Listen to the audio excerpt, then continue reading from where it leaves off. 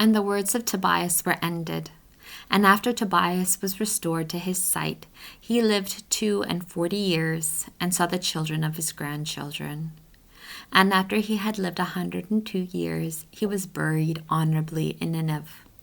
For he was 56 years old when he lost the sight of his eyes, and 60 when he recovered it again. And the rest of his life was in joy, and with great increase of the fear of God he departed in peace.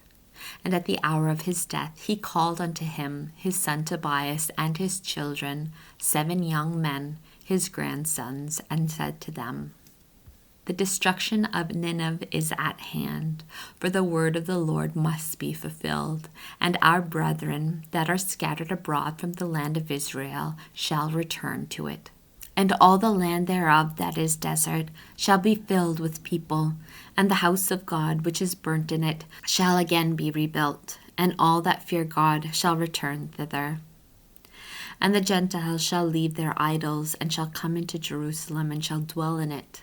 And all the kings of the earth shall rejoice in it, adoring the King of Israel. Hearken therefore, my children, to your father, serve the Lord in truth, and seek to do the things that please him. And command your children that they do justice and alms deeds, and that they be mindful of God, and bless him at all times in truth, and with all their power. And now, children, hear me, and do not stay here, but as soon as you shall bury your mother by me in one sepulchre, without delay, direct your steps to depart hence, for I see that its iniquity will bring it to destruction. And it came to pass that after the death of his mother, Tobias departed out of Nineveh with his wife and children and children's children, and returned to his father and mother-in-law.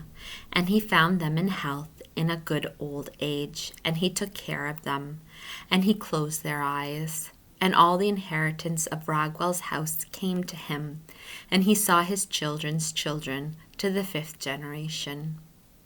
And after he had lived 99 years in the fear of the Lord, with joy they buried him. And all his kindred and all his generation continued in good life and in holy conversation, so that they were acceptable both to God and to man, and to all that dwelt in the land.